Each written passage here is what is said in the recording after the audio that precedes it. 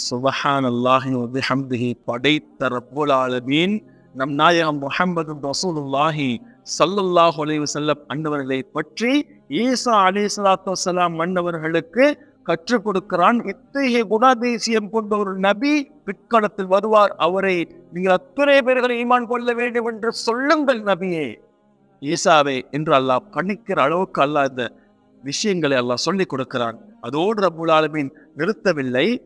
அல்லாஹ் சொல்லுகிறான், அவர்கள் மிருதுவான இரு உள்ளங்கைகளும் மிருதுவான இரு கால்களும் அவருக்கு பாதங்களும் இருக்கும்.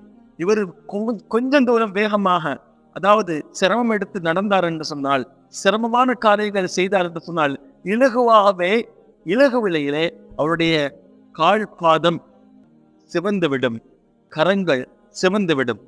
அந்த அளவுக்கு மென்மையானவர்கள்.